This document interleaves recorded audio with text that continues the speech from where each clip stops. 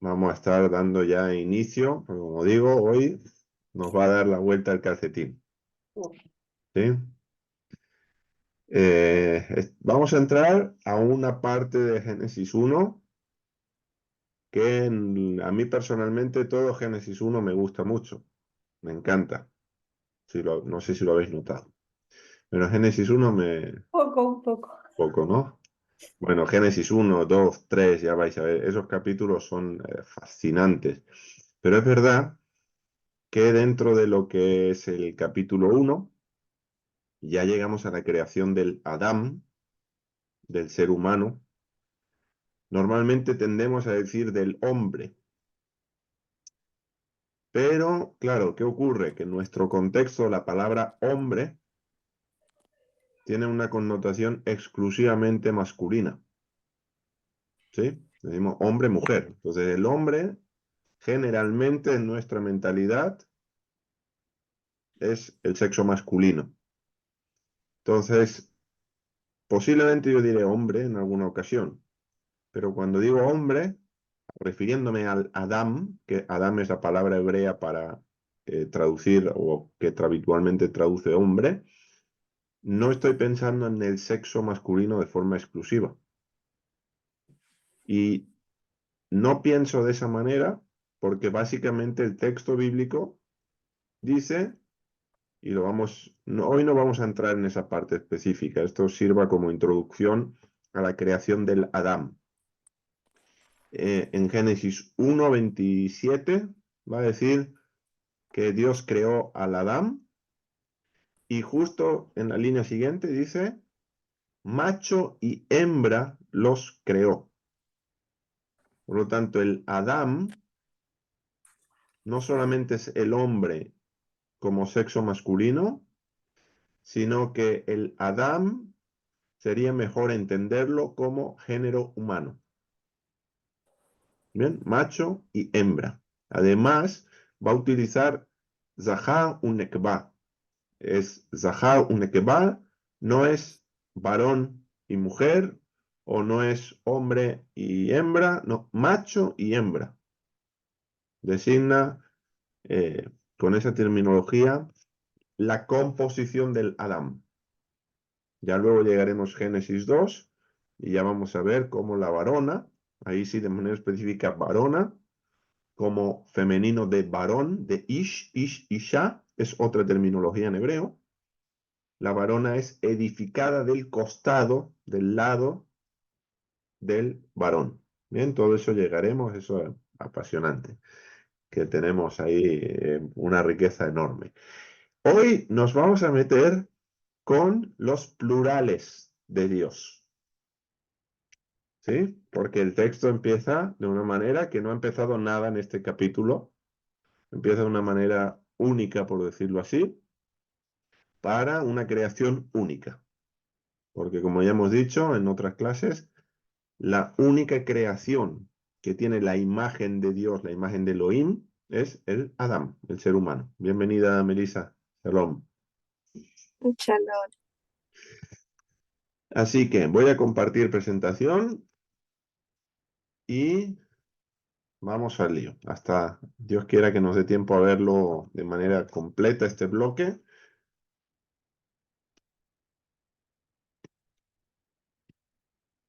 Ahí está. Estoy compartiendo ya es una pantalla. Pone el ser humano. ¿Bien? ¿Se ve correctamente? Perfecto. Muchas gracias. Entonces, vámonos con el ser humano. El ser humano, bueno, ya entramos dentro de lo que sería el capítulo, en esas tres secciones creativas, lo inanimado, lo animado, simplemente a modo de recordatorio.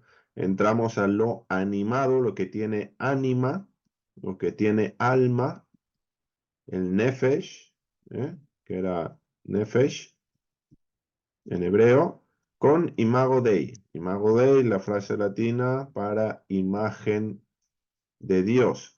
Que también, insisto, esto de imagen de Dios tampoco va a acabar de ayudar demasiado.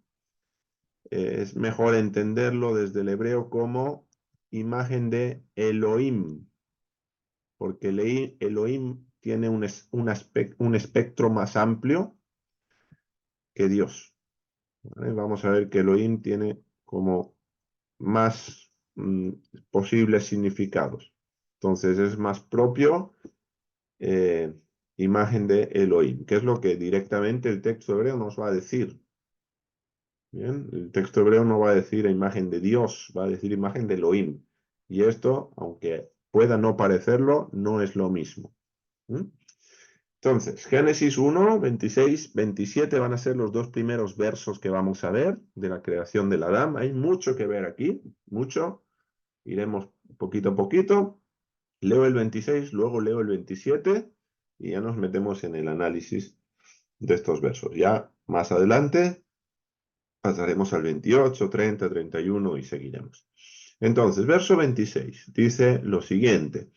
Y dijo Elohim, hagamos un Adán, y aquí es un Adán, porque aunque la palabra Adán a veces se utiliza como nombre propio, la palabra Adán aparece también con artículo, y un nombre propio no puede llevar artículo.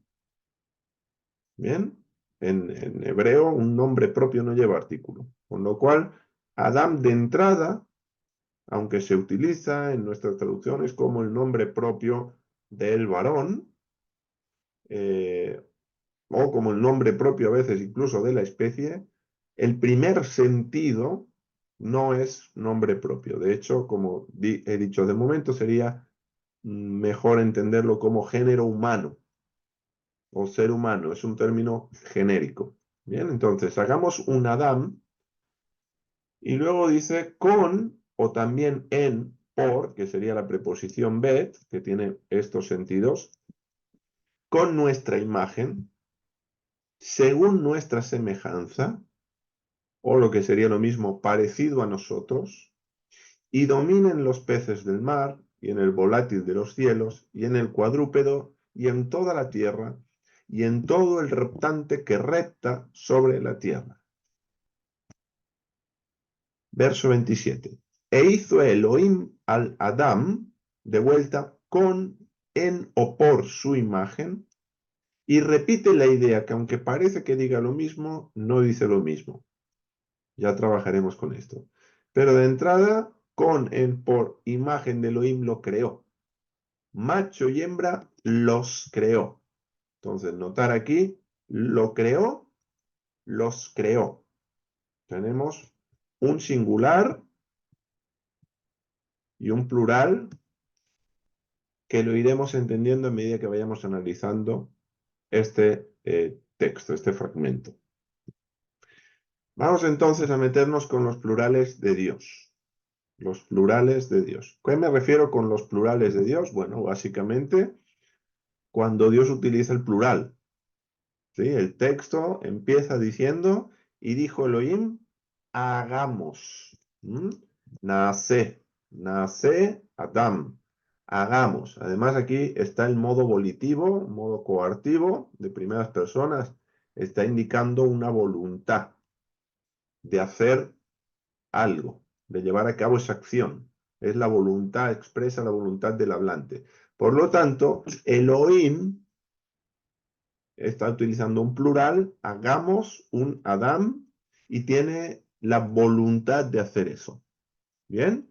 Y esto es un lenguaje totalmente diferente a lo que venimos considerando con los otros días, con las otras creaciones que Elohim ha ido llevando a cabo. En las otras creaciones que teníamos, haya luz, produzca la tierra o brote de la tierra, salga de la tierra, bullan las aguas.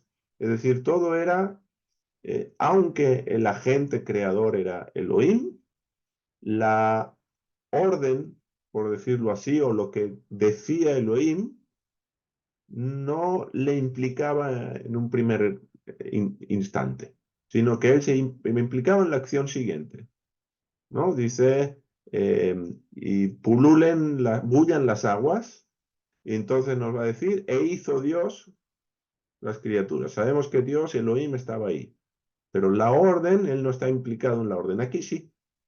Aquí él se mete en este acto que quiere llevar a cabo, y lo quiere llevar a cabo con más gente, por decirlo de alguna forma. No más gente, sino que está dirigiéndose a alguien. Hagamos, le está hablando a alguien, ¿verdad? Entonces, hasta este punto, Elohim no había usado el plural, ni tampoco se había involucrado en la acción de manera directa, como en este caso.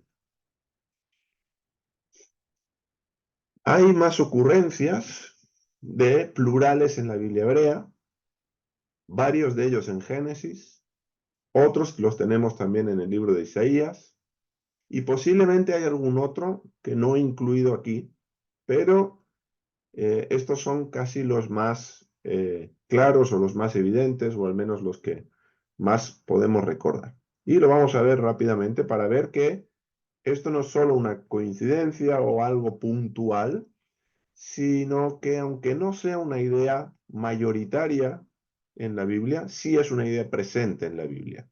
Y cuando hablo de Biblia aquí, me refiero a Biblia hebrea, al Tanaj. ¿Bien? El primer caso es este, hagamos, Génesis 1:26. Y dijo Elohim, hagamos un Adán a nuestra imagen. El segundo caso es cuando en el mismo texto va a decir nuestra imagen, nuestra semejanza. Con nuestra imagen, Betzalmenu, según nuestra semejanza, Kitmutenu. Entonces, Betzalmenu, Kitmutenu, está utilizando un plural. No está diciendo, hagamos a mi imagen, a mi semejanza. No, a nuestra. Por lo tanto, hay más de uno involucrado aquí. Mínimo dos o más de dos.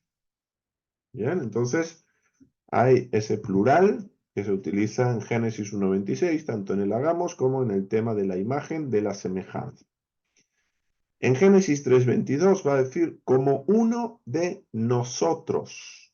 Y eso ya pues no da lugar a ninguna duda. Génesis 3:22 dice, y dijo Adonai Elohim, mira, el Adam, fijaros que aquí sí, el Adam, aquí lo tenemos con artículo, a Adam.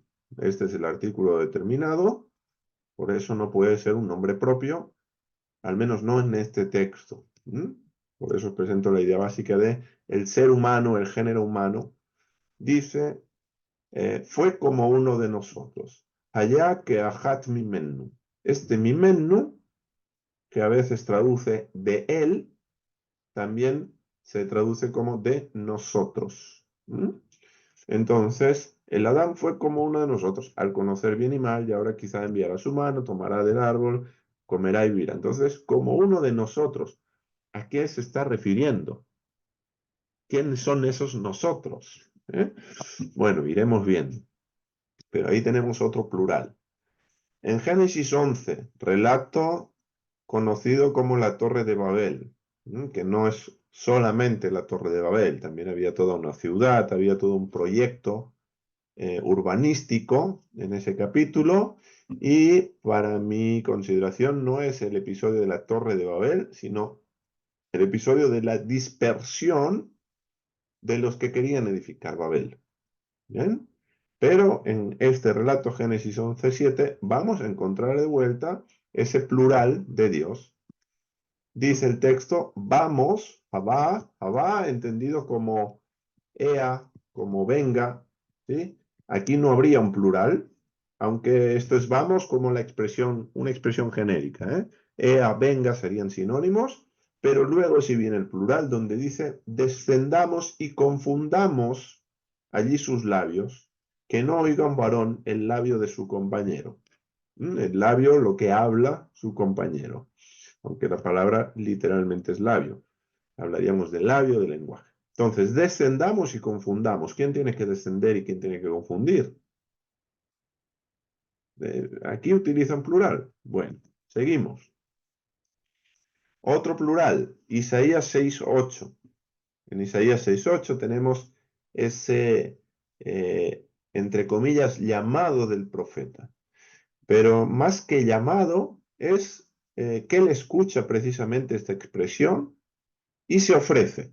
Entonces, en Isaías 6:8 dice el profeta, después oí la voz del Señor, la voz de Adonai, diciendo, ¿a quién enviaré y quién irá por nosotros? Y entonces el profeta escucha la pregunta y dice, y contesta, heme aquí, envíame.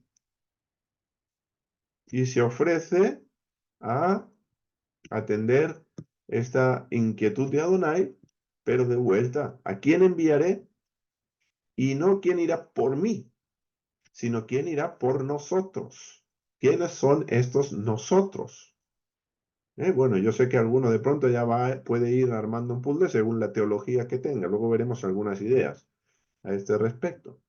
Otros textos donde hay referencias a plurales, pues varios plurales. No lo voy a meter ahí porque ya no nos cabían, pero sí tenemos referencias en Isaías 41, versos 22 y 23, que ahora vamos a leer. Verso 26, Isaías 43, 9, va a volver a usar plurales. Entonces, como ejemplo de todas estas citas, vamos a leer esta. Y está aquí el verso 22, Isaías 41, 22, dice, acérquense y anunciennos, lanu, a nosotros, literalmente sería esto, a nosotros, anúnciennos lo que ha de venir, lo que ha pasado desde el principio. Anunciad, dice, y pondremos nuestro corazón. Benasimá libenu. Y este es nuestro corazón. Y conoceremos, de vuelta el plural, benedá, su postrimetía, o lo que ha de venir, hacednos oír. Y de vuelta tenemos el plural con este nu aquí. Y es Dios hablando en plural. Por lo tanto, hay alguien más al que Dios está haciendo alusión, está incluyendo, ¿bien? Con él. Luego tenemos, por ejemplo, en el verso 23, anunciad las señales del fin y conoceremos, en plural, que Elohim vosotros, es decir, que Elohim sois vosotros. Está hablando de a los dioses, o mejor dicho, a las estatuas. Es un mensaje al pueblo que tiene ídolos y es como un reto a esos ídolos que el pueblo adora. Dice, también haced bien y haced mal. Y tendremos que contar y veremos juntos. De vuelta, plural, plural, plural. Y lo mismo va a aparecer en el verso 26 y lo mismo en Isaías 43, 9. Con lo cual, pues varias veces en Génesis, varias veces en Isaías, tenemos ese uso de plurales por parte de Dios. Y es evidente. Ahora, ¿a quién o a quiénes se refieren estos plurales? Bueno, pues vamos a ir entrando. Porque en Génesis dice hagamos en lugar de haré. ¿A quién se está dirigiendo? ¿Quién es el interlocutor? ¿Quién es ese otro o otros que tenemos? Bueno, a esta pregunta se han ofrecido diferentes respuestas, que cada una pues coincide con una teología concreta, determinada. Antes de entrar a las respuestas, lo que quiero decir es que las presento con todo respeto, indistintamente que las comparta o que no las comparta, y solo pretenden ser un paneo general. No son respuestas exhaustivas, detalladas, con todos los puntos bien concretados. No, es la idea general que se tiene para responder a esta pregunta. Con lo cual, a veces la respuesta que os voy a presentar va a tener sus matices, va a tener sus trasvases con otras respuestas, que vais a decir, bueno, pero esta se parece a esta y este tiene en común esto con esta. Sí, por eso digo, no son exhaustivas, solamente es para que tengamos una visión general de cómo se ha respondido a los plurales de Dios. Cómo se ha intentado responder que si Dios es uno, hable en plural. Básicamente va por ahí. ¿Bien? Entonces, la primera respuesta. Tenemos a Dios y a los ángeles. Y no hay nada más en el cielo. Dios y ángeles. Entonces, según esta manera de entender, lo que Dios hace en Génesis 1, ya me centro en Génesis 1, también esto aplicaría a los demás plurales, pero de manera específica Génesis 1, lo que hace Dios en Génesis 1 es dirigirse a los ángeles y les dice a los ángeles, hagamos al hombre. ¿Bien? Y esto es una manera de responder a ese plural. Por eso dicen luego, ¿ves? Es Dios el que lo hace, porque dice que Elohim los creó, y solo Elohim. Y lo que nos quiere mostrar esta manera de entender es que aun Dios, siendo lo grande que es, contó con inferiores o consultó con inferiores, aunque luego él acabó llevando a cabo la acción. ¿Vale? Básicamente, como os digo, es un paneo general, pero esta es una manera de responder. Luego, otra forma de responder es mediante la idea unicitaria de Dios, y la manera unicitaria es distinta a la manera unitaria. Unitaria es que es uno y ya está, y no hay composiciones ni atributos, es uno, que sería más correspondiente la perspectiva unitaria a esta primera. Bien, la unicitaria es que tenemos a padre e hijo, pero que son el mismo. No hay diferencia entre padre e hijo. Entonces, según esta perspectiva, básicamente y generalmente lo que ocurre es que el padre habla con el hijo. Sería una conversación con su propia interioridad de alguna forma. Es complejo para mí esta postura. No digo que las otras no tengan, no sean complejas, pero para mí esta postura es especialmente compleja para explicar ciertas cuestiones. Bien, pero existe. Se responde también de esta manera. Otra forma de responder es con la perspectiva trinitaria de Dios. Según esta perspectiva, el Padre habla con el Hijo y el Espíritu. Son tres. El Padre es Dios, el Hijo es Dios, el Espíritu es Dios, pero el Padre no es el Hijo no es el Espíritu y el Espíritu no es el Padre. Entonces, de alguna manera, en un sentido, estas dos perspectivas serían similares porque es Dios hablando con Dios. ¿Sí? No hay una conversación fuera de Dios.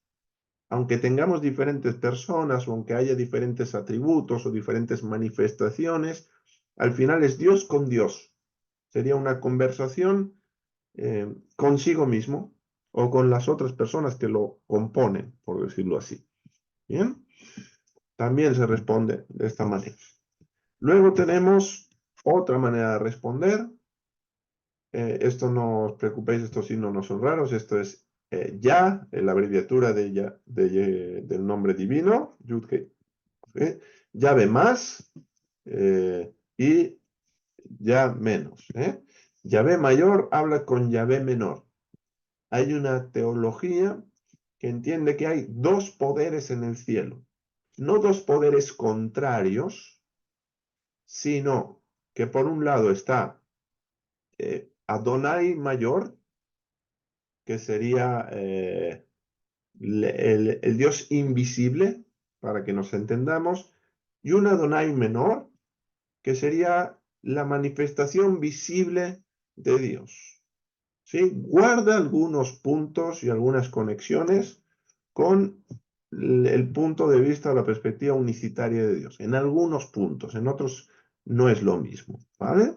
Pero en algunos puntos tendríamos esos dos poderes en el cielo, no como dos poderes opuestos, sino como dos poderes que comparten pues ciertas áreas, pero una sería la parte visible y la parte invisible. Pero tendríamos ahí dos poderes, básicamente es la mejor manera que tengo para explicar esta manera de responder. Con lo cual, bueno, pues este Adonai hablaría con este Adonai, básicamente. ¿Bien? Luego tenemos otra postura, otra teología similar a esta, que tendríamos a Dios, ¿sí?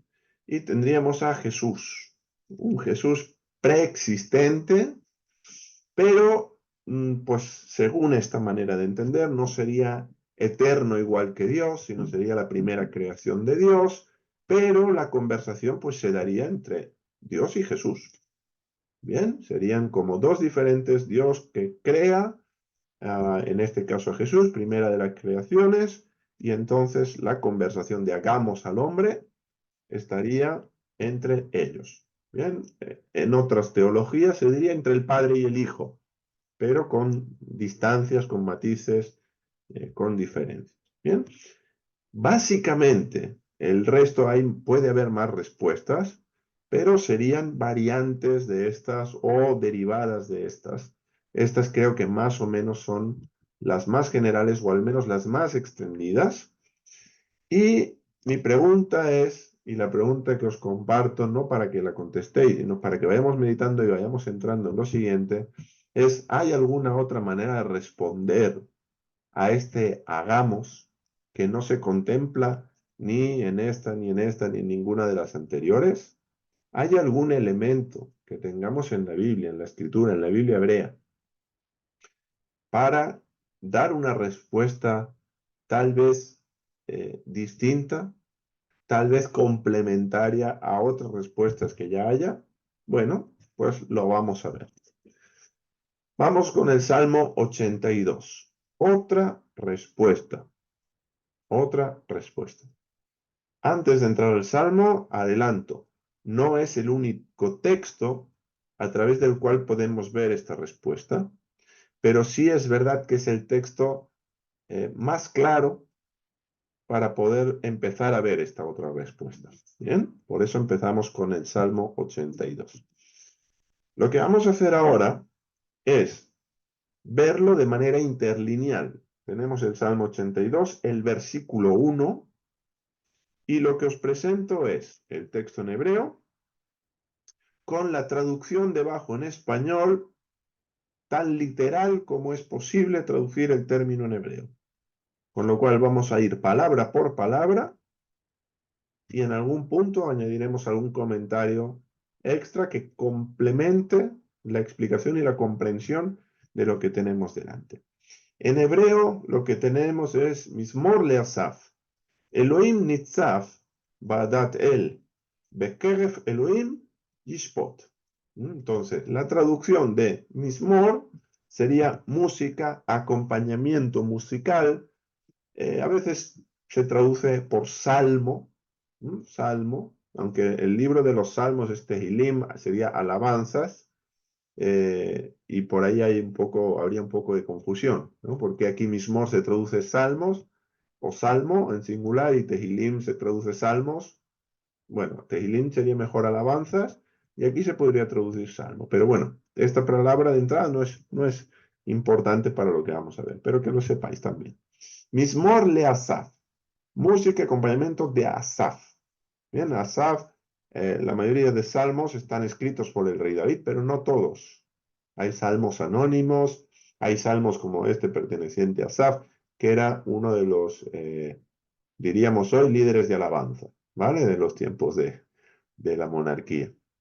Entonces, Asaf es el que compone este Salmo 82. Y empieza aquí el salmo, es decir, el contenido de esta música, de este acompañamiento. Empieza diciendo, Elohim, Elohim. Elohim es, como ya hemos visto en alguna ocasión, un sustantivo masculino plural. Gramaticalmente es esto. Ahora, Elohim, como a veces se utiliza para referirse a Dios en mayúscula, básicamente lo que ocurre es que el contexto determina la traducción. Bien, y generalmente, aunque Elohim es un masculino plural, cuando el término, el sustantivo, está acompañado de acciones en singular, se entiende que un plural no puede hacer acciones en singular y por lo tanto acaba traduciéndose en singular. Bien, básicamente este es el planteamiento. Lo tenemos en Génesis 1.1, Bereshit bara Elohim. Bara en singular, Elohim en plural. Bara es una acción en singular. Bien, creo. ¿Qué tenemos aquí? Bueno, pues tenemos dos verbos en singular, dos acciones que lleva a cabo Elohim en singular. Uno es nitzaf, se está poniendo en pie, que sería un participio, y yishpot, que sería juzgar. Son verbos en singular.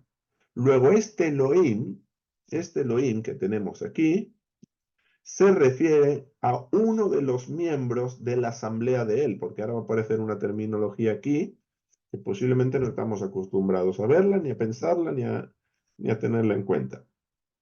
pero que ayuda mucho a responder a los plurales, que ayuda mucho a entender otros textos de la Biblia también, incluso del llamado Nuevo Testamento. Bien, entonces, de entrada, este Elohim no haría referencia a dioses en plural, sino que haría referencia a un singular. Bien. Luego, después de se está poniendo en pie, en Itzaf tenemos Badat El, literalmente, en la asamblea de él. Y él no lo confundamos con el artículo determinado. Aquí él está en mayúscula como nombre propio. Él hay que entenderlo como nombre propio. Por tanto, no tendría traducción. ¿Bien? Aparece, por ejemplo, en El Shaddai. El Shaddai se tiende a traducir como Dios omnipotente o Dios todopoderoso. Bueno, El Shaddai sería el nombre del Dios El más sí el atributo Shaddai. O por ejemplo, el Elión, es decir, el Altísimo, pero no él como de vuelta artículo, sino él como nombre propio. El Dios Él es el Dios más alto de todos los dioses. Aparecen luego nombres teofóricos, como por ejemplo Israel. El nombre de Israel no tiene el tetragramatón, las 4 letras del nombre divino. Lo que tiene es Él, el nombre del Dios Él, que es el nombre con el cual Dios se reveló a los patriarcas. Y esto lo tenéis en Éxodo 6, cuando Dios está hablando con Moisés y le va a decir: en mi nombre, en el tetragramatón Yud Hei Vav Hei, no me di a conocer a Abraham, a Isaac y a Jacob. A ellos me di a conocer como El Shaddai. Entonces, Adonai es igual a el Dios El. Por lo tanto, hablar de Badat El, podríamos hablar de Badat Adonai. Tendríamos aquí una equivalencia, ¿sí? Esto no sería una traducción y no es lo que el texto dice. Aquí el texto no tiene el tetragramatón. Esto sería una equivalencia. Él, el nombre Él, es otro nombre para el Dios de la Biblia, el Dios de Israel. No hay otro Dios, ¿sí? El Dios que luego se revela a Moshe en Éxodo 3 cuando le pregunta: y si les digo que me preguntan tu nombre, ¿qué les digo? Y yo soy el que soy, o yo seré el que seré, o yo estaré, o yo seré el que estaré. Ahí tendremos que entrar en Éxodo y ver el nombre y ver Ejeye, Asher, Ejeye, lo que significaría. Pero básicamente ese tetragramatón es la revelación de Dios concreta a Moisés para el pueblo de Israel en ese tiempo y de ese tiempo en adelante. Bien, pero a los patriarcas lo conocen como El Shaddai. Y él tiene una asamblea, Ba'adat El. Entonces hay un Elohim que se está poniendo en pie en esta asamblea donde él sería el presidente de la asamblea. Bien, por ahí está perfilándose el salmo. Continúa, dice, en medio de Bekeref Elohim. Entonces aquí Elohim de vuelta es un singular, un plural que tenemos aquí. Es un sustantivo masculino plural. El contexto va a determinar la traducción. Y si vemos el versículo 2, vamos a ver, y ahora lo voy a proyectar, que en este caso sí es un plural y hace referencia a más de uno. ¿Por qué? Porque en el verso 2, lo que le va a decir este Elohim que se ha puesto en pie en la asamblea de él, este Elohim se va a dirigir a estos Elohim y les va a dar un mensaje y se lo va a dar en plural.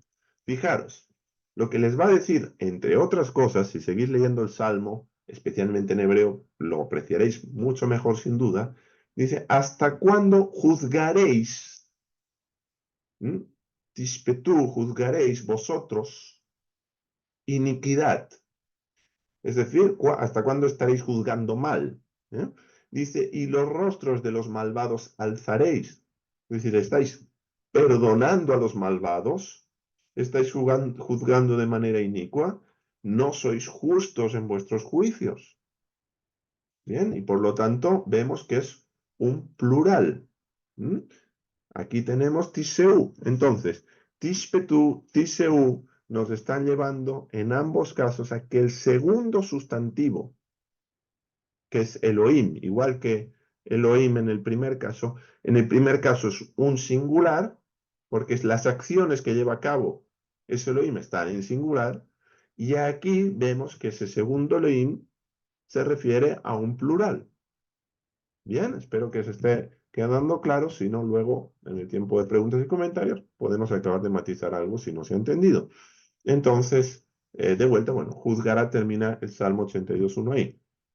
Bien, entonces, Mismor leasaf Elohim nitzaf ba'adatel bekeref Elohim yishpot. En medio de los Elohim juzgará este Elohim. Bien, entonces, ¿cómo sabemos, por otro lado, que aquí lo que tenemos son seres celestiales y no jueces humanos? Porque hay quien dice, y no sin razón, que el término Elohim también se utiliza para hablar de seres humanos que tienen la capacidad de juzgar. Por ejemplo, se aplica a Moshe, le dice, tú serás Elohim para Aarón, por ejemplo. También se aplica a los jueces de Israel en Éxodo 21, en Éxodo 22. Se utiliza esa nomenclatura de Elohim. Bueno, la manera de ver que no son o no podrían ser jueces humanos simplemente, sino seres celestiales. En primer caso es el mismo texto, el mismo salmo, en los versos 6 y 7, fijaros el lenguaje que va a utilizar. Dice, yo dije, Elohim sois vosotros, tenemos el plural de vuelta, Elohim sois vosotros, es decir, aquellos que estáis juzgando mal, e hijos del Altísimo todos vosotros. Realmente, como Adán, moriréis. Si fueran jueces humanos, ¿qué sentido tendría que aquí les dijera que van a morir como Adán, si ya es el destino de todo hombre, de todo ser humano? Dice, y termina y como uno de los mayorales caeréis. Hay un ser celestial de cuya caída se habla mucho, y no hay problema para entender su caída, y que no solo se habla de su caída, sino que luego en Apocalipsis se nos dice que va a ser echado al lago de fuego, que es la muerte segunda. Entonces, hay seres celestiales que van a morir. Bueno, esto es lo que nos está presentando también este Salmo 82. Si fueran hombres, ¿qué sentido tiene decirles que van a morir como hombres? Si son hombres, claro que van a morir. Entonces, lo que hay aquí es, sois seres celestiales, os pensáis que sois inmortales en este sentido, y no, vais a morir como hombres. ¿Por qué? Porque estáis haciendo juicios injustos. Bien, entonces tenemos una asamblea en los cielos, que es la asamblea de Él, donde hay Elohim. Y una traducción literal de lo que tenemos en el texto masorético sería esta: música de Asaf. Un Elohim se está poniendo en pie en la asamblea de Él. En medio de los Elohim juzgará.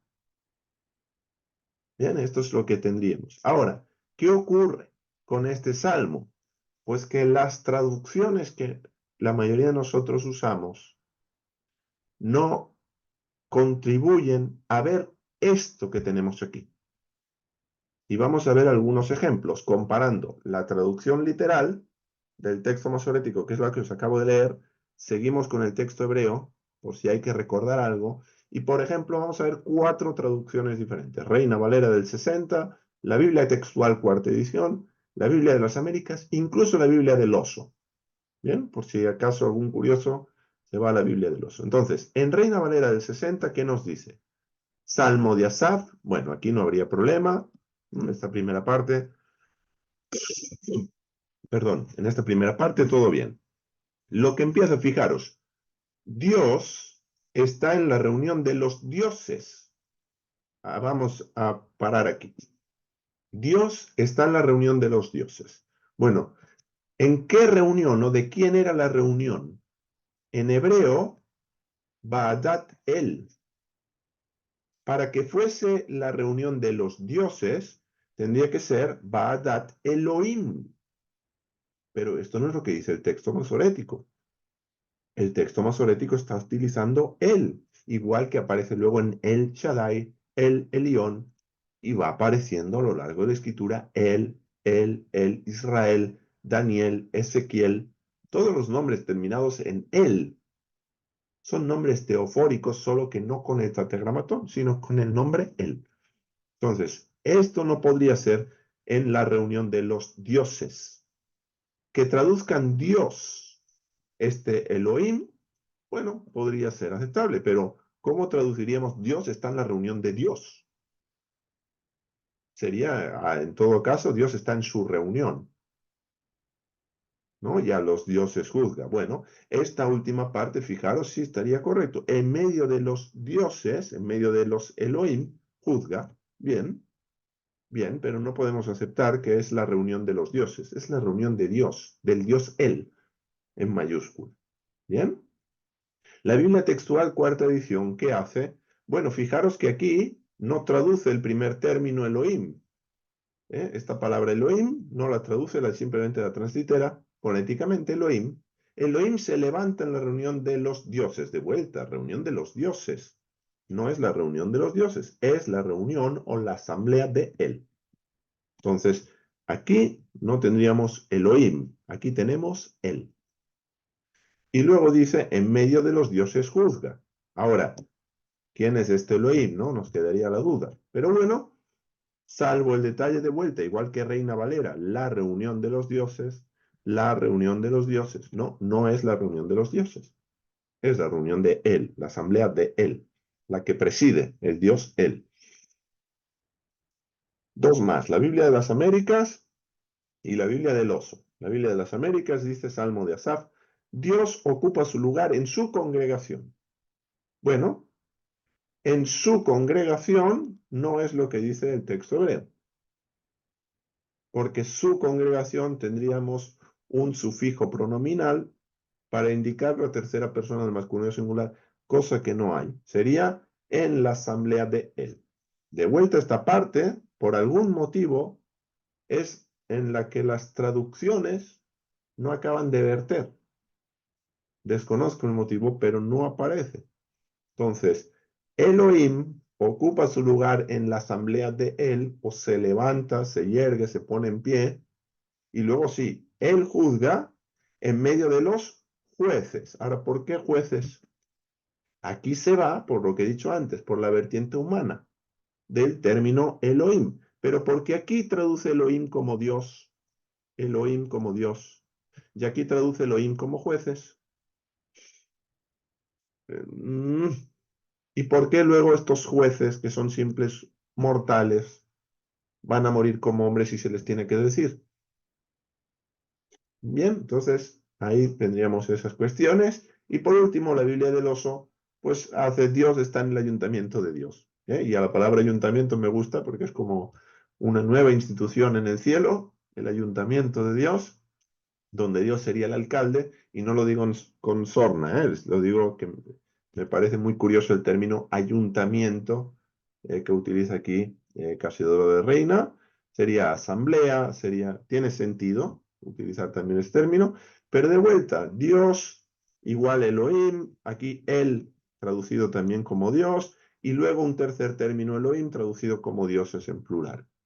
Entonces, fijaros que básicamente lo que la mayoría de traducciones no presentan acorde al texto masorético es la asamblea de él. Entonces se desfigura que hay una asamblea donde el Dios él es el presidente y que un Elohim, que no necesariamente es el presidente de la asamblea, sino uno de los Elohim que componen la asamblea, se ha puesto en pie y está juzgando al resto de Elohim. ¿Bien? Básicamente es la idea. Entonces, según este texto, según el Salmo 82, insisto, no es el único texto. Tendríamos que ver más textos, ¿bien? Que presentan esta idea de la asamblea celestial. Pero especialmente y de manera muy clara y evidente, el Salmo 82 presenta una asamblea celestial formada por Elohim, de la que él, que sería Adonai, es el presidente. Entonces, ¿por qué en Génesis, recuperamos la pregunta, por qué en Génesis dice hagamos en lugar de haré? ¿A quién se dirige Dios? Pues bien, además de las otras maneras de responder a sus plurales, quiero aportaros esta otra forma de contestar a la pregunta. Y es que en los cielos tenemos una asamblea, un concilio divino, un ayuntamiento, donde el Dios Él, que es el mismo que Adonai, es el presidente. Y esa asamblea está compuesta por unos seres a los que la Biblia llama Elohim. Pero todo esto sería, si lo plasmamos de otra manera, un presidente en su trono. Este es eh, él igual a Adonai. Y luego tendríamos otros tronos alrededor del trono, donde tenemos otros Elohim que también juzgan, porque son Elohim, y es una asamblea de Elohim. Y en esta asamblea, uno de ellos, uno de estos Elohim, se ha puesto en pie, en medio, perdona que le haga la forma de hombre, no porque tenga forma de hombre necesariamente, pero para que nos ubiquemos, un Elohim se ha puesto en pie y está juzgando a los Elohim que no están juzgando conforme lo haría el presidente de esa asamblea. Básicamente esa sería la idea del Salmo, que entiendo nos abre una ventana a los cielos que tal vez nos hace ver cosas que tal vez no hayamos visto antes y considerado antes. Pero insisto, tenemos más textos. Tenemos más textos. Solo que el tema no es la Asamblea Divina. Solo es para entender que el plural hagamos es el presidente de la Asamblea o un Elohim de la Asamblea que dice al resto, vamos a hacer esto. Hagamos un Adán. Por eso nuestra imagen, ¿la imagen de qué? La imagen del concilio. Por eso el texto nos va a decir nuestra imagen, nuestra semejanza. Y va a decir con imagen de Elohim lo creó. Y tenemos un singular, pero a la vez tenemos un plural, macho y hembra los creó. ¿Por qué? Porque este concilio, llamado Elohim, puede hacer referencia tanto al conjunto como a una parte del conjunto, como es ese Elohim, que se pone en pie en singular y juzga. Y de ahí que tengamos un singular y un plural también para referirnos al Adán, al ser humano. ¿Bien? Ahora, la pregunta a partir de aquí, que veremos si Dios lo permite la semana que viene. ¿Por qué como un Elohim? ¿Por qué era necesario o por qué Dios considera, Elohim considera importante o toma esta decisión de hacer un Adán con nuestra imagen? ¿Y qué significa la imagen de Elohim en el Adán? Y no solo en ese primer Adán, sino en el ser humano, en ti y en mí, y claro, cómo no puede ser de otra manera, en el postrer Adán, el cual es la imagen visible del Dios invisible. Y cómo entendemos esa imagen de Dios, o cómo debemos entender a la luz de Génesis 1, la imagen de Elohim en el Adán, en el ser humano.